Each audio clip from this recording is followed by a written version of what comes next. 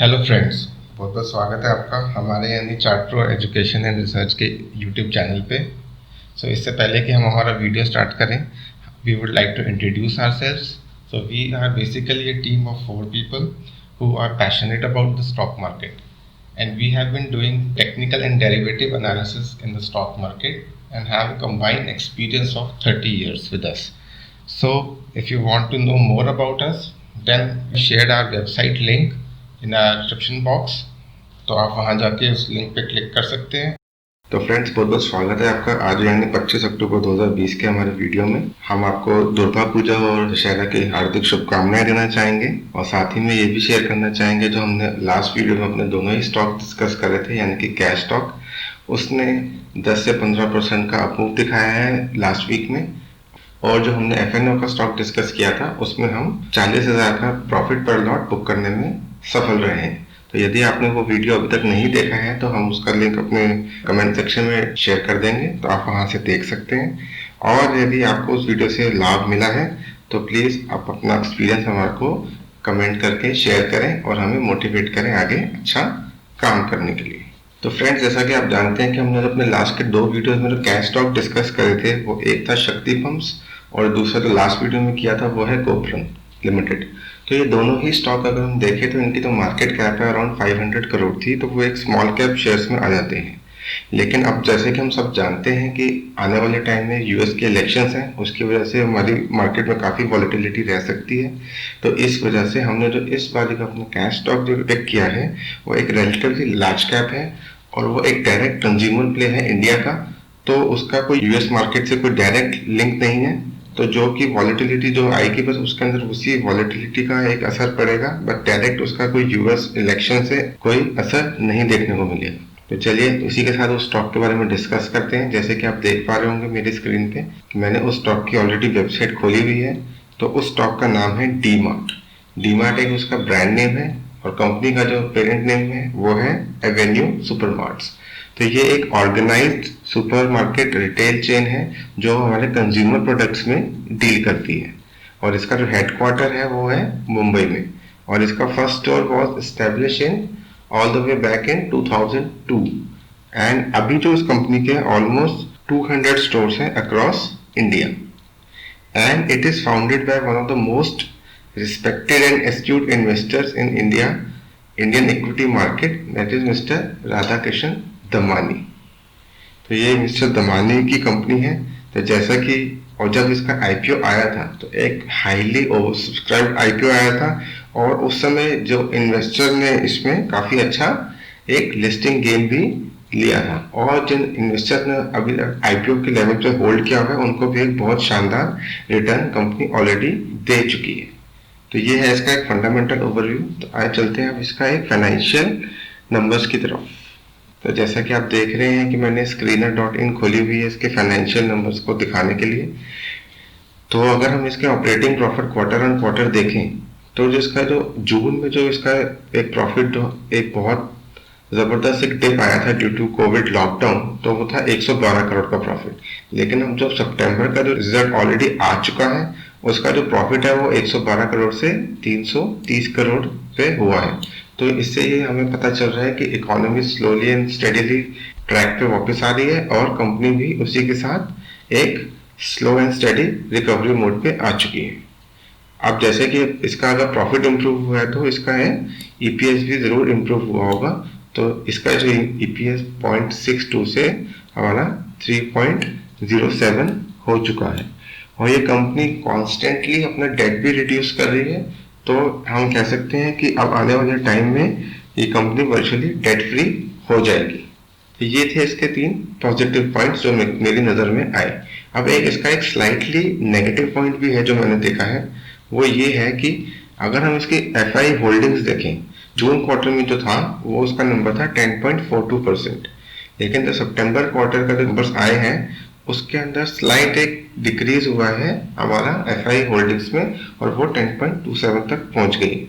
लेकिन अगर हम इसी के साथ देखें डीआईएस की होल्डिंग, तो वो 5.98 से 6.11 हो गई है इसी पीरियड में। तो एक जो इसका नेगेटिव इम्पैक्ट हो सकता है वो थोड़ा सा डीआईएस की वजह से थोड़ा सा बैलेंस हो सकता है। तो ये था इस कंपनी का पूरा एक ओवरऑल फंडामेंटल और फाइनेंशियल स्ट्रक्चर। अब हम चलते हैं इसका चार्ट स्टडी की तरफ। हर बारी की तरह मैंने इसका एक वीकली चार्ट खोल दिया है। तो अगर हम वीकली चार्ट में इसका देखें तो हम क्लियरली देख सकते हैं कि इसका जो चार्ट का जो स्ट्रक्चर है वो एक पॉजिटिव स्ट्रक्चर है। और अभी रिसेंट अगर इसकी हिस्ट्री देखें तो एक चार्ट अपना कंसोलिडेट कर रहा है अराउंड 2540 टू 1960 की जोन में। तो जैसा कि हम देख सकते हैं कि स्टॉक बारी बारी अपने एक सपोर्ट जोन से ही सपोर्ट ले रहा है। वो सपोर्ट जोन अपने 1970 के अराउंड इसने अप्रैल 2020 में भी यहीं से सपोर्ट लिया था। और अभी जो जुलाई में भी इसने इसी लेवल के अराउंड सपोर्ट लेके एक पुल बैक रैली दिखाई थी अराउंड 2400। तो अभी भी ये स्टॉक उसी लेवल से सपोर्ट लेके वापस आया है। और अगर हम देखें तो इसने कैंडल चार्ट पे कैंडलस्टिक रिवर्सल पैटर्न भी फॉर्म किया है। इस कैंडलस्टिक रिवर्सल पैटर्न को हम बुलिश एंगल्फिंग के नाम से जानते हैं। तो ये दो जो फैक्टर्स हैं ये इस स्टॉक को अब जो एक न्यूट्रल इसका स्टांस है उसको एक पॉजिटिव स्टांस में कन्वर्ट कर सकते हैं और आने वाले टाइम में ये स्टॉक ऊपर की तरफ आराम से जा सकता है। तो आए हम इसका एक इंडिकेटर की स्टडी देख लेते हैं। तो अगर इंडिकेटर्स में हम देखें तो हम एक RSI में अपना एक सपोर्ट लाइन प्लॉट करते हैं। जी हाँ, तो अगर हम इसकी RSI देखें तो RSI इसकी 40 के जोन पे काफ़ी अच्छा सपोर्ट लेती है। प्रीवियसली भी इसने जून 2019 में भी यहीं से सपोर्ट लेके एक पूरी रैली को सपोर्ट किया था। और अभी जो प्रीवियस जो उसका लो लगा था जुलाई में वहाँ पर भी ये RSI तब भी 40 के जोन पे ही से ही टर्न करी थी और अभी भी ये उसी जोन से टर्न करने की कोशिश कर रही है। तो RSI भी हमारे एक पॉजिटिव स्टांस को सपोर्ट करती हुई नजर आ रही है। अब हम इसका देखते हैं वॉल्यूम की तरफ से क्या सपोर्ट हमें मिल रहा है। तो हम अगर इसकी वॉल्यूम देखें तो वॉल्यूम में भी इसका अच्छा खासा एक स्पाइक आया है। जो लास्ट के जो प्रीवियस 8 से 10 सेशंस रहे हैं उससे इसकी जो वॉल्यूम है काफ़ी बढ़कर इस बारी दिखी है। तो ये भी एक हमारा एक पॉजिटिव केस को सपोर्ट कर रहा है फैक्टर। तो अब हम इसका देखते हैं कि आने वाले समय पे एक टारगेट क्या हो सकता है और हम उसको कैसे ट्रेड करेंगे, उसकी हमारी क्या स्ट्रेटेजी हम बनाते हैं। इसके टारगेट के लिए मैंने ऑलरेडी चार्ट पे 2 लाइंस प्लॉट करी हैं। तो जैसे कि हम पहले भी देखा था कि ये स्टॉक एक साइडवेज और एक कंसोलिडेट कर रहा है अपने प्राइस पैटर्न के हिसाब से। तो जो इसका पहला जो टारगेट आएगा वो हमारा आएगा अराउंड 2420 के लेवल पे। और जो इसका जो दूसरा टारगेट हम अभी कैलकुलेट कर सकते हैं वो इसका जो ऑल टाइम हाई रेंज है अराउंड 2530 to 40 लेवल्स। तो दूसरा टारगेट हम उसका वहाँ देख सकते हैं। जैसे जैसे कि इसकी इकोनॉमी की कंडीशन इंप्रूव होगी तो ये स्टॉक भी उस तरफ बढ़ेगा और हमारा टारगेट इजीली आने वाले टाइम पे मिल सकता है। अब अगर आप ध्यान से देखें स्टॉक में चार्ट में तो मैंने एक नीचे एक ग्रीन लाइन भी प्लॉट करी है इसमें, जो कि आ रही है हमारी अराउंड 1730 के लेवल्स पे। तो ये लाइन मैंने इसलिए प्लॉट करी है क्योंकि अभी आने वाले टाइम पे जैसे हम ऑलरेडी डिस्कस कर चुके हैं कि वॉलेटाइल टाइम हो सकता है। तो अगर किसी केस में किसी वॉलेटाइल सेशन में अगर ये स्टॉक हमारी जो सपोर्ट अभी करंट सपोर्ट है 1970 की वो ब्रेक कर देता है तो हमें उसमें पैनिक नहीं करना है, क्योंकि हमने ये स्टॉक एक बहुत अच्छा फंडामेंटल स्टॉक है इसलिए पिक किया है और एक लार्ज कैप भी है। तो हमें उसमें पैनिक नहीं करना है और हम जो हमारी जो इसकी जो दूसरी सपोर्ट है अराउंड 1730 तो वहाँ तक आने का इसका वेट करेंगे और वहाँ पर हम अपना जो पोजीशन है थोड़ा सा एवरेज करने की कोशिश करेंगे। So this strategy specially made for upcoming volatile sessions. तो this is all about this stock guys. तो अब चलते हैं हमारे FNO के स्टॉक पे। तो फ्रेंड्स जो हमने इस वीक का अपना FNO स्टॉक पिक किया है वो है महानगर गैस लिमिटेड यानी MGL। तो इसकी भी थीम सेम उसी पे रहेगी। ये भी डायरेक्टली US इलेक्शन से इम्पैक्ट होने वाला स्टॉक नहीं होगा, लेकिन अगर मार्केट में कोई एडवर्स मूवमेंट आएगी तो श्योर शॉट इस पर भी एक इम्पैक्ट होगा। तो जैसा कि हमने अपना लास्ट स्टॉक जो पिक किया था भारती, वैसे ही ये स्टॉक भी एक यूटर्न कैंडिडेट यहाँ से इजीली हो सकता है। तो चलिए अब हम इसका चार्ट डिस्कस करते हैं। तो एट प्रेजेंट इसका जो चार्ट स्ट्रक्चर है वो एक न्यूट्रल चार्ट स्ट्रक्चर कह सकते हैं उसको, और आने वाले टाइम पे ये इजीली एक बुलिश केस में कन्वर्ट हो सकता है। अब देखते हैं क्यों हो सकता है। तो फर्स्ट रीज़न जो है इसका वो हम देखते हैं कि जैसा कि आप देख रहे हैं कि ये जो स्टॉक है करंटली 821 के लेवल पे अवेलेबल है और इसने जो भी सपोर्ट ली है अराउंड 775 के लेवल से ली है। और ये 775 का लेवल एक बहुत ही इसका क्रूशियल सपोर्ट जोन है।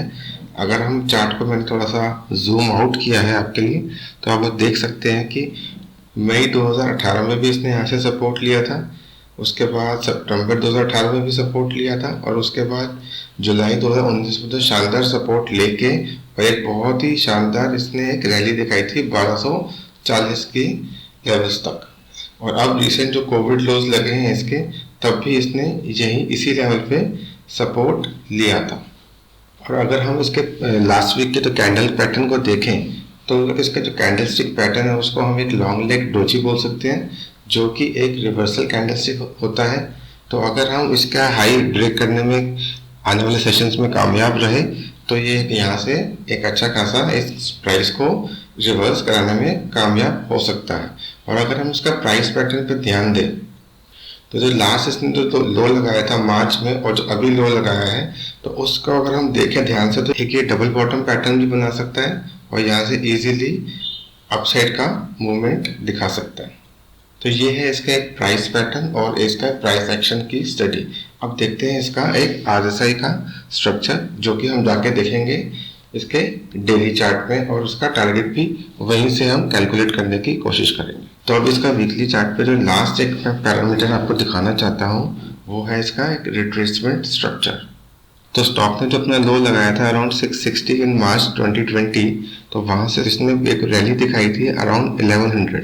तो वहाँ से इन दोनों लेवल्स को लेकर हमने एक रिट्रेसमेंट प्लॉट करी है और अगर उस रिट्रेसमेंट को हम देखें तो उसका जो 78.6% जो लेवल है वो स्टॉक ने अभी टच किया है अराउंड 780।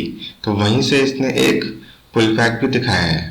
तो यही एक इसका एक मेजर एक थर्ड फैक्टर हो सकता है जो स्टॉक को सपोर्ट करे आने वाले टाइम में। तो इसका जो एक क्रिटिकल जो लेवल है जो 61.8% लेवल हम जो बोलते हैं रिट्रेसमेंट में, वो आ रहा है 833 के अराउंड।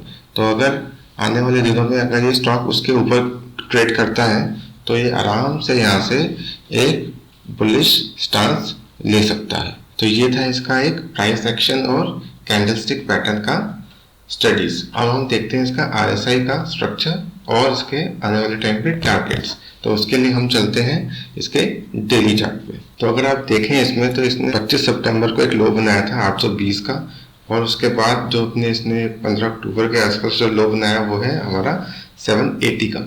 और उसी टाइम पे अगर हम देखें तो RSI ने नया लो नहीं बनाया, तो ये क्लियर एक RSI की पॉजिटिव डाइवर्जेंस शो होती है। तो फ्रेंड्स, हम अपने ऑलमोस्ट सारे चार्ट्स में एक ही तरीके की स्टडी यूज़ कर रहे हैं। तो वो उसका पर्पस हमारा ये भी है कि आपको हमारी चार्टिंग समझ में आए और आप भी अपनी चार्टिंग को इससे इम्प्रूव कर सकें और चार्टिंग करने के लिए और चार्टिंग सीखने के लिए मोटिवेट हो सके। तो आइए हम देखते हैं इसका आने वाले टाइम पे क्या टारगेट हो सकता है। तो आने वाले टाइम में जो इसके इमीडिएट एक रेजिस्टेंस का काम प्ले कर सकता है वो लेवल होगा हमारा 870 to 875 और जो इसका जो एक मीनिंगफुल टारगेट बन के आ रहा है वो आ रहा है हमारा अराउंड 950। तो क्योंकि हमारा जो स्टॉक है जो काफ़ी वॉलेटाइल हो सकता है आने वाले सेशंस में, तो हम एक इसका मल्टीपल एंट्री एग्जिट स्ट्रेटेजी भी प्लान कर सकते हैं। और जैसा कि आप सबको पहले वीडियोस में भी बता रखा है कि ये जो हम डिस्कस करते हैं अपने स्टॉक्स हमारे वीडियोस में, ये एक ओवरऑल डिस्कशन होती है, एक ओवरव्यू होता है। इनके ऊपर बेसिस पे जो ट्रेड लिया जाता है वो हम अपने टेलीग्राम चैनल पे रेगुलर अपडेट करते रहते हैं। अब हो सकता है कि हम इसमें ट्रेड कल ना लें, परसों लें या वेडनेसडे को लें। तो आप भी उन रेगुलर अपडेट्स के लिए हमारा टेलीग्राम चैनल ज्वाइन कर सकते हैं। लिंक मैंने इसका डिस्क्रिप्शन बॉक्स में शेयर कर दिया है। आइए एक फटाफट इन दोनों स्टॉक्स को एक समराइज कर लेते हैं। तो जो हमने फर्स्ट स्टॉक डिस्कस किया था वो था हमारा डीमार्ट। तो डीमार्ट हमारा 2100 के लेवल के आसपास अवेलेबल है अभी और आने वाले टाइम पे ये 2400 और 2550 के आसपास जा सकता है। और अगर पैनिक में अगर इसका कोई बॉटम या इसका कोई लो लगे अराउंड 1730 तो हम वहाँ पर भी इसको और क्वांटिटी ऐड कर सकते हैं। और जो हमारा FNO स्टॉक हमने डिस्कस किया वो है हमारा MGL, उसके अंदर हमारा व्यू बुलिश है। वो स्टॉक अभी करंटली 821 के लेवल पे अवेलेबल है। तो उसका जो अभी इमीडिएट रेजिस्टेंस प्राइस आ रहा है वो है हमारा 870 के अराउंड, और जो उसका एक टारगेट प्राइस आएगा वो आएगा हमारा 950 के around. So this is all about today stock guys. तो अगर आपको हमारा वीडियो पसंद आ रहा है तो हमारे चैनल को प्लीज़ सब्सक्राइब कीजिए और हमारे वीडियोस को अपने फ्रेंड्स और रिलेटिव्स में शेयर भी कीजिए। तो इसी के साथ हम हमारा आज का वीडियो रैप अप करते हैं और आपको happy trading week ahead wish करते हैं। Thank you, bye bye.